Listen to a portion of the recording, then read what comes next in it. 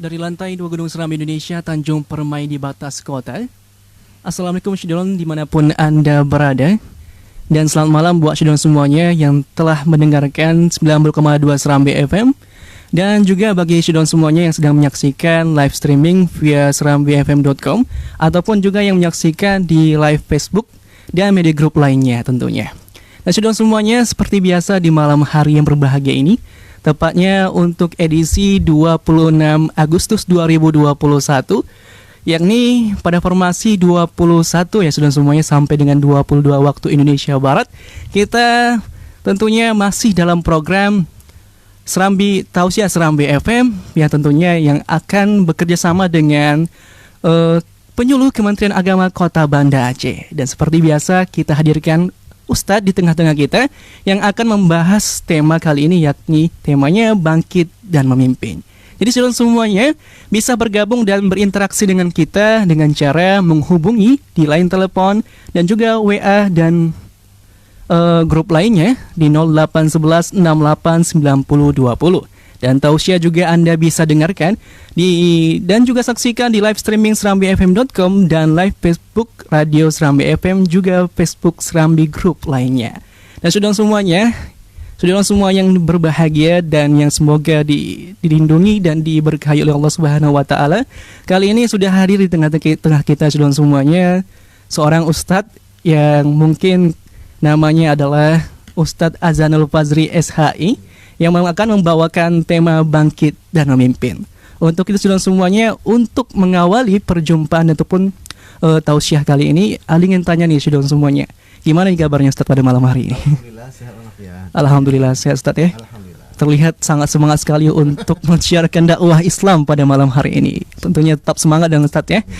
Dan untuk mengawali perjumpaan kita ataupun perbincangan kita saudara semuanya pada malam hari ini Ustadz, Ali mau tanya nih Ustadz, apa sih latar belakang Ustadz mengangkat tema bangkit dan memimpin dalam tausiah Serambi FM kali ini? Baik. Coba sampaikan Ustadz. Mulai aja terus. Bismillahirrahmanirrahim. Assalamualaikum warahmatullahi wabarakatuh. Waalaikumsalam warahmatullahi wabarakatuh. Alhamdulillah wassalatu wassalamu ala Rasulillah wa ala alihi wa sahbihi wa mawalah. Rabbi syrah li sadri wa yassir li amri wahlul 'uqdatam min lisani yafqahu qawli. Rabbi zidni ilma warzuqni fahma. Para pendengar Radio Serambi FM yang dimuliakan Allah Subhanahu wa taala, rekan siapa tadi namanya? Aldi Robiansyah. Aldi ya. Rekan Aldi ya. Ya, Aldi. Baik. Satu pertanyaan yang luar biasa juga, kenapa saya memilih tema ini? Ya, betul sekali Ustaz. Bangkit dan memimpin. Tema ini saya pilih berangkat dari satu kegalauan. Galau Ustaz ya. Galau itu bukan negatif. Ya, bukan negatif juga ya. Berarti ada yang positifnya juga bisa kita ambil. Pasti ya. Jadi berangkat dari satu kegalauan melihat generasi masa depan bangsa yang tidak terlalu peduli lagi dengan kehidupan keagamaan, kehidupan kebangsaan ya. Jadi apa yang mereka lakukan adalah semata-mata untuk kepentingan pribadinya saja, tidak melihat kepada bagaimana kehidupan dari bangsanya, kehidupan dari masyarakatnya. Jadi ini adalah hal yang sudah biasa kita lihat ya, ketika remaja-remaja hari ini yang lebih fokus kepada media sosial, fokus kepada HP dan seterusnya, yang sebenarnya media sosial itu sendiri bisa dimanfaatkan untuk kepentingan bangsa juga, untuk men-sharing atau untuk bagi informasi-informasi yang bisa memajukan bangsa. Ya, betul sekali. Tapi memang selama ini kita melihat bahwa media sosial itu masih belum terlalu banyak dimanfaatkan untuk menceritakan hal-hal yang positif untuk kemajuan bangsanya. Ya, betul. Jadi dia hanya fokus pada kepentingan pribadi dari generasi muda itu sendiri daripada kepentingan bangsa, negara dan agamanya. Jadi berangkat dari sanalah makanya saya memilih judul ini, bahwa itulah sesuatu yang dilakukan oleh remaja pemuda hari ini adalah satu hal yang masih bisa dianggap sebagai tidur gitu ya. Karena apapun masa depan bangsa dan negaranya dan juga agama itu adalah untuk kepentingan jangka panjang dari remaja dan pemuda itu sendiri. Iya, betul sekali. Jadi dia tidak lagi berpikir hanya untuk di sini, tapi dia harus berpikir untuk di sana. Ketika masa depannya dia harus bisa membuat diri, keluarga, masyarakat, bangsa dan negaranya termasuk agamanya menjadi lebih baik dari sebelum-sebelumnya. Ya, betul sekali Ustaz. Jadi seperti itu. Nah, para pendengar Radio Serambi FM yang dimuliakan Allah Subhanahu wa taala, dalam sebuah hadis Nabi SAW menyebutkan bahwasanya kanat banu Israel tasusuhumul anbiya kullama halaka nabiyyun khalafahu nabiyyun. Dahulu Bani Israel itu dipimpin oleh para nabi. Setiap meninggal seorang nabi maka dipimpin oleh nabi yang lain. Ya, bergantilah pada kepemimpinannya. Bergantian ya. Jadi ini menunjukkan bahwa memimpin adalah satu hal yang sangat penting untuk kemajuan sebuah bangsa, ya, betul sekali, kemajuan sebuah negara dan seterusnya. Dan tentu saja seseorang itu akan mau memimpin kalau dia sudah bangkit dari kelalaiannya, bangkit dari tidurnya dan seterusnya. Saya teringat dengan ungkapan yang lain dari seorang ulama juga ya, nama beliau adalah Al-Khalil bin Ahmad. Ucapan ini dikutip oleh Al-Imam Al-Ghazali dalam kitab Ihya Ulumuddin. Khalil bin Ahmad membagi manusia itu kepada empat kelompok ya, kepada 4 tipe dan seterusnya. Yang pertama adalah rajulun yadri wa yadri annahu yadri fadzalika alimun fattabi'u. Kelompok yang pertama adalah seseorang yang tahu dan ia tahu dirinya tahu. Seseorang berilmu dan ia tahu bahwa dirinya berilmu, ya. Fadzalika alim, maka dia itu orang yang berilmu, fattabi'uh, maka ikuti dia. Itu yang pertama, kelompok pertama, ya. Jadi memang dia orang yang faham, orang mengerti, ya. Dan ia tahu dirinya tahu. Nah, jadi sadar ya, dia memang orang berpengetahuan, berilmu. Nah, maka kita diperintahkan untuk mengikuti orang ini. Fattabi'uhu, ikuti orang ini. Tipe yang kedua atau kelompok yang kedua adalah rajulu yadri wala yadri annahu yadri fadzalika naim fa'aiqidhu.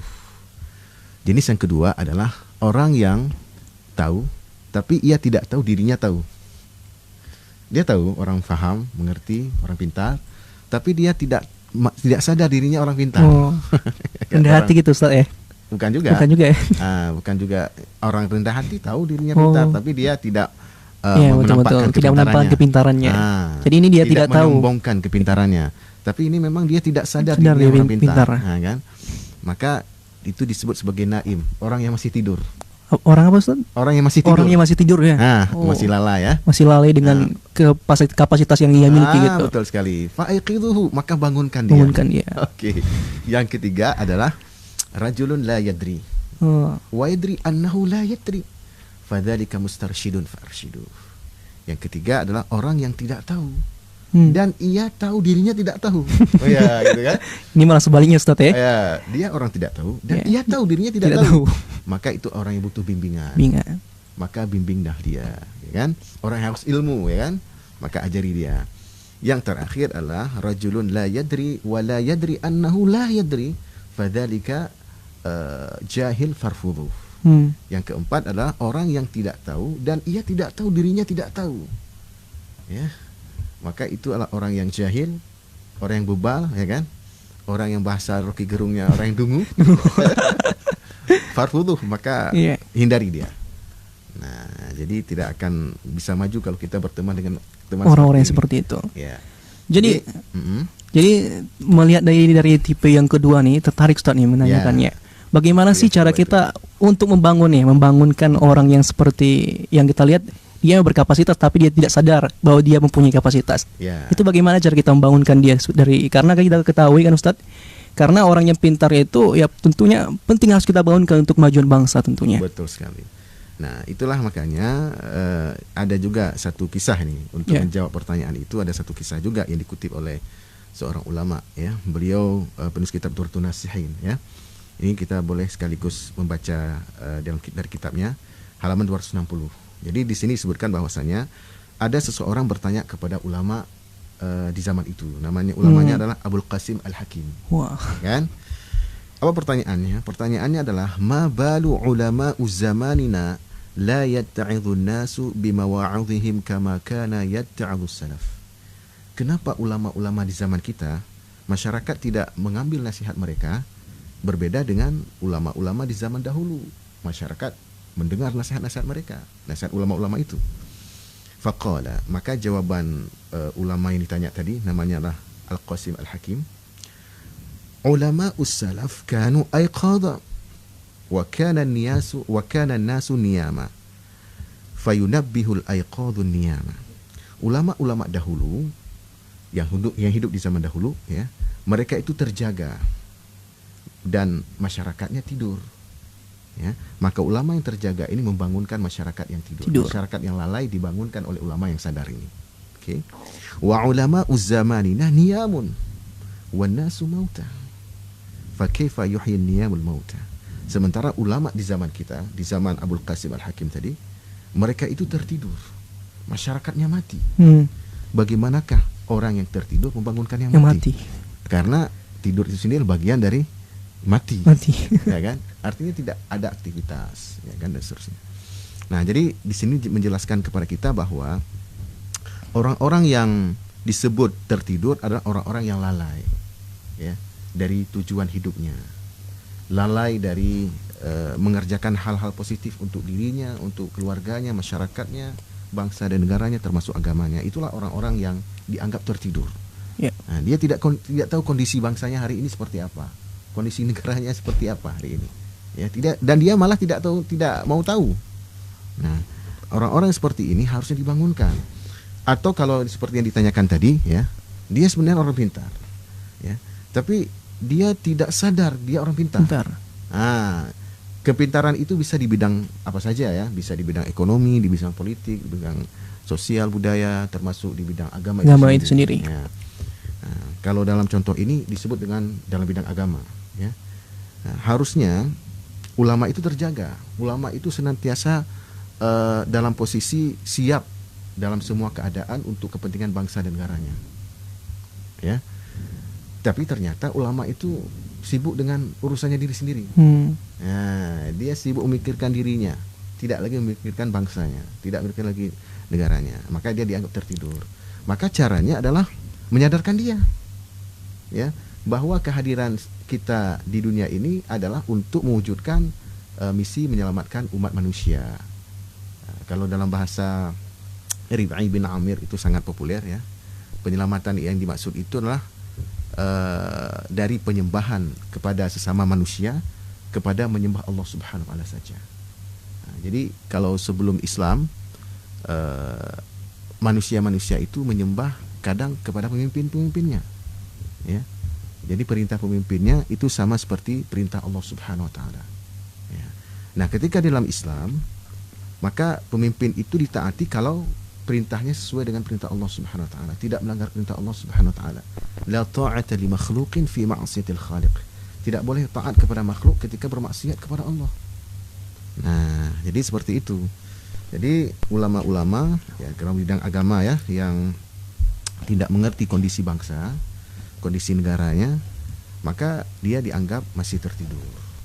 Karena peran ulama itu sebagai pemimpin. Seperti contoh yang Nabi sebutkan tadi. Ulama kan pewaris Nabi. Sementara Nabi tugasnya adalah memimpin masyarakat. Dalam contoh hadis Nabi disebutkan bahwa Bani Israel dahulu dipimpin oleh para nabi. Nah, jadi peran para nabi itulah memimpin. Ulama juga harus memimpin masyarakatnya. Jadi bukan sebatas bisa membaca doa, ya kan, sebagai imam, acara ritual, menjadi imam, sholat, ya, tidak sebatas itu.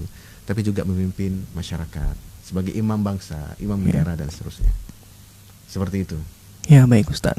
Lalu bagaimana sih Ustaz nih, kan kita perhatikan seperti yang Ustaz sampaikan tadi, banyak ulama-ulama kita yang hanya pintar, yang hanya menggunakan kemampuannya seperti hal pada umumnya, seperti menjadi seorang imam, membaca doa, namun dia tidak paham bagaimana kondisinya untuk menjadi seorang figur pemimpin yang mengarahkan pada orang untuk berlaku yang baik dan mencegah dari perbuatan yang mungkar. Itu menurut Ustadz, dari pandangan Ustadz sendiri, ataupun apakah ada dalilnya, bagaimana sih orang-orang yang seperti itu, ataupun ulama yang seperti demikian itu, Ustadz? Ya, baik. Jadi sebenarnya itu yang ulama yang masih belum menjalankan fungsinya dengan benar, ya. Fungsinya dengan benar. Nah, jadi dia sebatas dalam kategori yang tadi, kategori yang kedua, ya. Oh, yang kedua tadi Ustadz, ya. Dia tahu tapi dia tidak tahu dirinya tahu. Harusnya orang yang tahu itu memberitahu. Orang yang tahu itu kan tugasnya memberitahu. Dalam sebuah hadis Nabi menyebutkan bahwa fal yubalighish syahidul ghaibah. Dalam hadis dalam haji wada itu Nabi memberitahu bahwa siapapun yang hadir pada hari ini mendengarkan khutbah haji wada saya, maka hendaklah menyampaikan kepada yang tidak hadir. Itu perannya. Jadi dia itu sebagai melanjutkan apa yang disampaikan Nabi SAW. Nah, jadi tidak menjadi hanya sebatas sebagai orang-orang yang menampung ilmu dari orang-orang pintar, kita nampung aja, tapi kita tidak berbagi pada yang lain. Tidak menjadi penyalur. Harusnya kita harus menyalurkan ilmu yang kita dapat ke orang lain.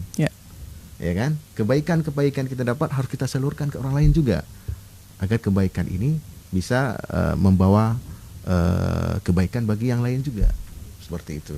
Maka dalam bahasa agama itu disebut dengan orang-orang yang membawa keberkahan kepada orang yang lain. Nah, dalam doa-doa pengantin itu ya, itu sering dibacakan begini doanya, barakallahu lakum, barakallahu lakuma wa jama'a bainakuma fi khair.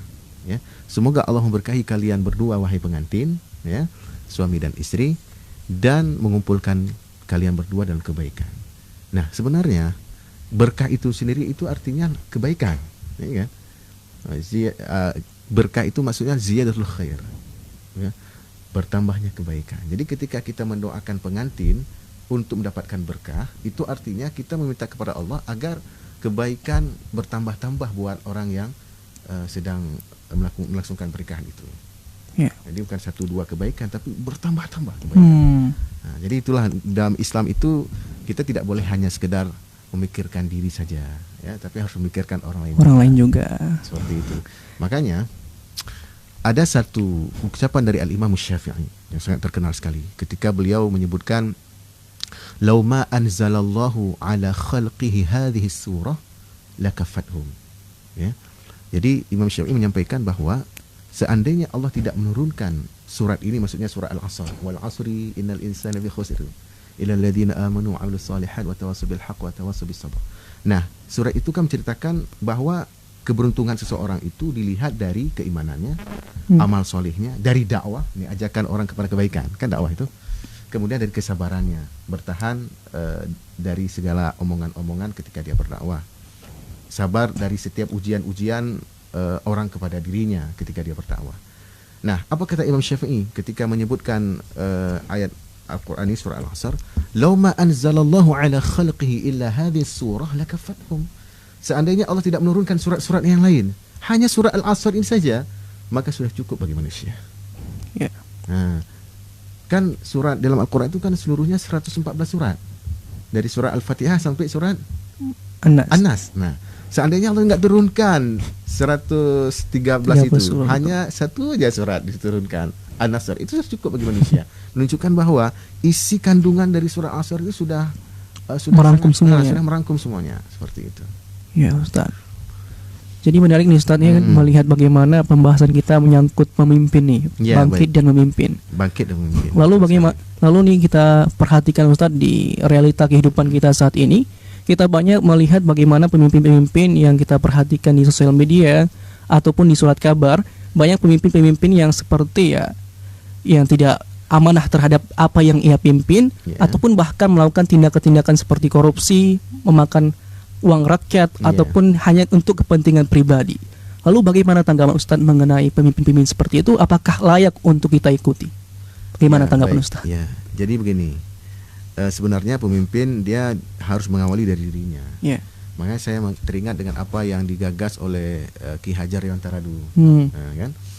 Dengan taman siswanya, ya. Bahasanya Ingarso Sungtulodo. Imandio Mangan Karso. Imandio Mangan Karso. Uri Handayani. Nah, itu artinya apa? Di depan sebagai apa? Di depan sebagai pemimpin. Itulah dia. Jadi di tengah sebagai pengayom ya. Jadi seperti itulah. Jadi ada di depan. Jadi posisi memimpin itu kadang dia harus di depan, ya kan? Kalau di depan maka dia memang memimpin. Ya, memimpin orang-orang di belakang, mencontoh dia. Di depan sebagai teladan maksudnya. Sebagai role modelnya ya, sebagai role modelnya. Oke. Kemudian di samping bersama-sama itu di samping itu sebagai apa namanya tadi? Saya tidak ingat lagi makna dari karena bahasa Jawa ya. Nah, jadi di belakang itu jadi pendorong maksudnya. Yang terakhir itu Uri Handayani itu di belakang sebagai pendorong. Ya, untuk bangkitkan Ustaz. Jadi memang pemimpin itu dengan segala sisinya dia memang harus berperan. Di depan dia berperan, ya. Belakang lima berperan. Ketika bersama-sama pengikutnya sebaris itu, dia berperan juga. Bagi tengah-tengah mendampingi gitu, para yang dipimpin dia. Ya, gitu. betul sekali. Kemudian di belakang dia mendorong, agar semangat sudah ada jangan sampai kendor, tapi terus menyala. Baik, Ustaz. Seperti itu. Tapi memang harus diawali dengan Ingarso Sungtulodo itu sebagai figur yang teladan ya Ustaz. Sebelum dia memberi motivasi agar masyarakat berbuat, dia sendiri harus mencontohkan bagaimana cara melakukannya. Yeah.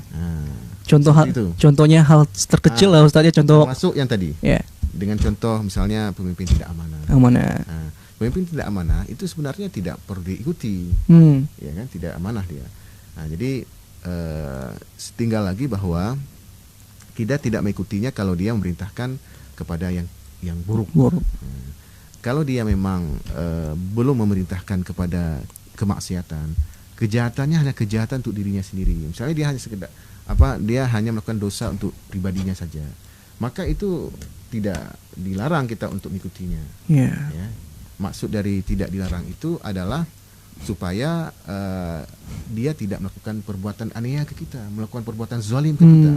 Nah, jadi Islam itu tidak hanya melihat hitam putih. Nah, jadi ini hitam nih. Kenapa hitam? Karena pemimpinnya tidak amanah. Iya kan? Nah, jadi kita yang benar ini, yang putih ini harus melawan hitam. Jadi tidak sekaklek itu. Nah, jadi kita di Islam ini juga melihat kepada kemaslahatan. Contohnya misalnya seperti dalam kasus Fir'aun ya. Fir'aun itu kan diperintahkan oleh Allah kepada Nabi Musa untuk datang kepada Fir'aun itu dengan mengucapkan kepada Fir'aun ucapan yang lembut. Ya kan? Idhaba ila fir'auna innahu tagha. Faqul lahuma qawlan layyina. Coba kalian berdua wahai Musa dan Harun pergilah kepada Fir'aun dan ucapkanlah kepada dia perkataan yang lembut.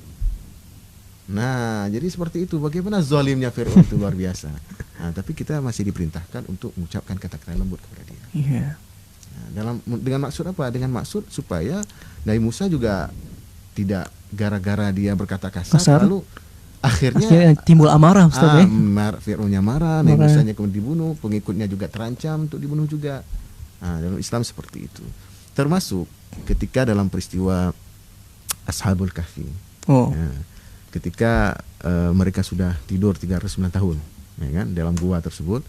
Lalu ketika mereka terbangun seluruhnya 7 orang pemuda itu, kemudian seorang dari para pemuda itu kemudian menyarankan kepada temannya yang disuruhnya ke pasar untuk membeli makanan itu supaya bersikap lembut.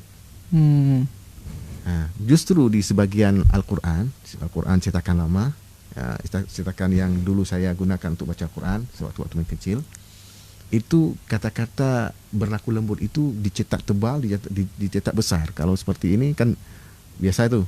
Ketika berlemah lembutlah itu ada cetakan besarnya itu Ustaz. Wal yatalattaf. Nah, itu berbeda dengan tulisan yang lainnya. Kalau tulisan lain sama semua. Itu ibaratnya ditekankan lah ya Ustaz ya. Penekanan wal yatalattaf, berlaku lemah lembutlah.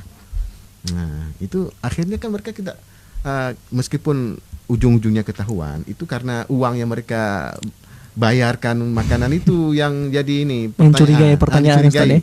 Tapi dari sikap mereka tidak menjadi dicurigai, karena mereka berlaku sopan, ucapannya juga lemah lembut, seperti itu. Ya, baik Ustaz. Berarti sangat menarik sekali Ustaz ya, apalagi yang kita bahas ini mengenai bangkit dan memimpin. Karena ini penting sekali perannya untuk kehidupan bangsa dan negara kita tentunya saat ini Ustaz ya. Sekali. Oke, baik saudara semuanya dimanapun Anda berada yang mendengarkan 90,2 Serambi FM, tentunya kita telah mendengarkan berbagai macam beberapa nih masih pendahuluan Ustaz ya. Pendahuluan mengenai tema kita bangkit dan memimpin ini. Tentunya kita akan membahas tuntas lagi setelah pariwara maksud saya setelah jeda iklan berikut ini. Dan tentunya tetap bersama kami di 90,2 Serambi FM.